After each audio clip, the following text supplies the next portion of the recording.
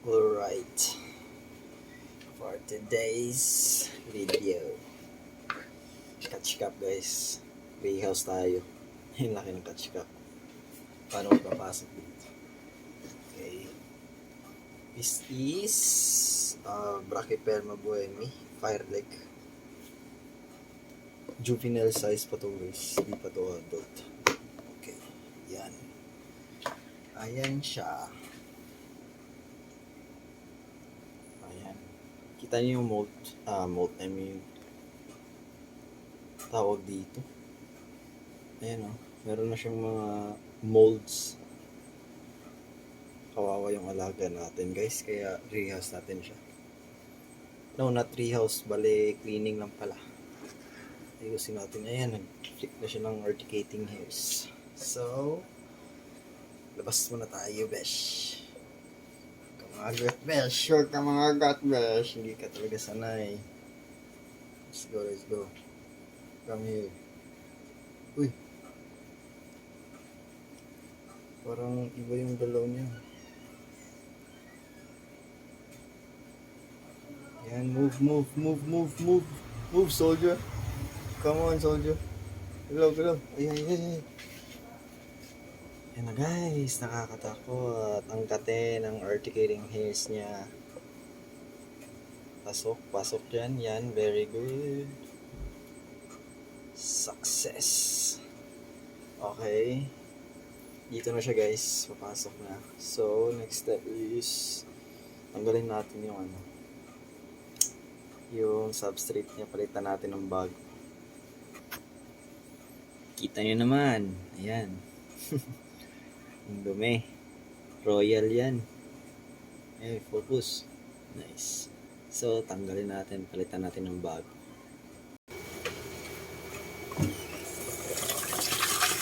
Yan, parang bugas natin ng plato guys. Ito lang, sabon. Gamitan natin ng sabon to para tanggal yung niya, molds.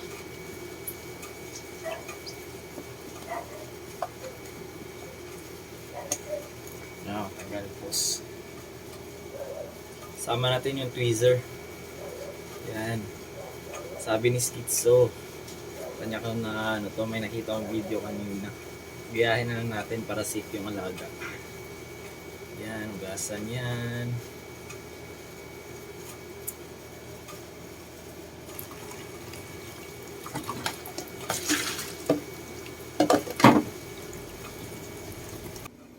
So as you can see, dry na siya. Kuha ng gitrapuhan. So ready to go. Flat lang natin siya ng konti. Compress.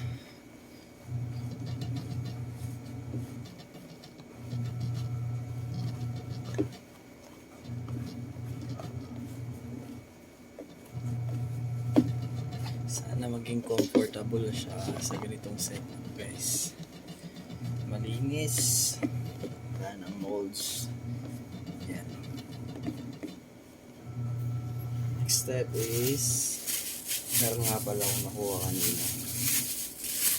Isang wood ng akasya. Yan. Hindi ko na hinugasan guys kasi fresh naman from galing pa talaga sa puno. Ayan.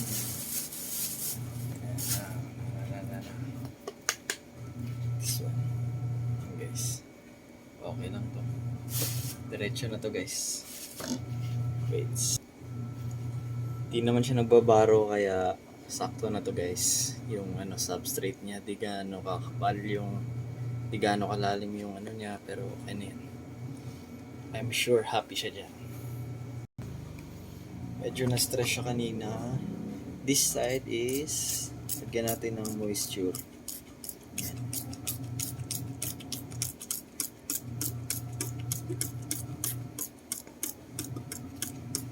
Moisture dyan na side.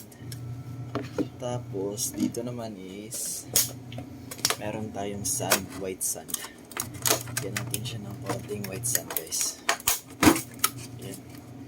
Tsaka bigyan natin ng konting decoration ng bato. Hopefully, di niya tatabunan yan. Hindi naman siya mahilig magbaro.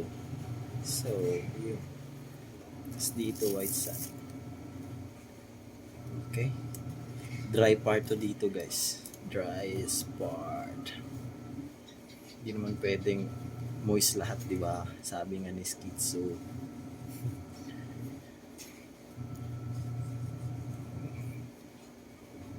Hopefully, happy siya dito sa new setup niya, guys. Okay. So, next step is bigyan kaya natin siya ng ano, no, konting sabi mag-match dito.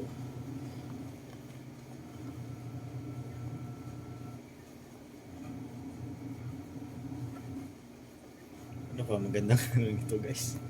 Hindi ko alam anong gagawin dito. Sige lang, okay lang yan.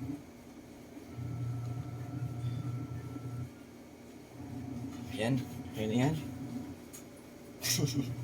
So, let's go. Oh, hello there. Huwag ka na mag-flick ng articulating hairs. Oh my god, magbo-bolt. Shit, kita niyo yun. So, yan. Hopefully, happy ka na dito, ha? Move. Come on. Let's go. Tamad na tamad. Ang laki ng ano. Ayan, nag-flick na ng articulating hairs. Ayan. Shit. Fuck. Ano ba to? Ayan, nangangati na ako. Ang bilis ng epekto.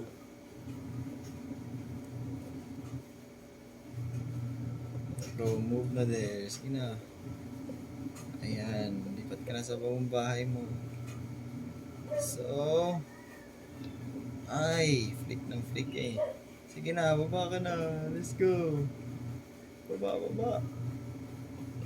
Ayan. Thanks God. And successfully, sana mag-settle siya dito, guys. Ayan na siya. Nakalimutan ko yung water dish pero mamaya na. Stress na siya eh. Bye, guys.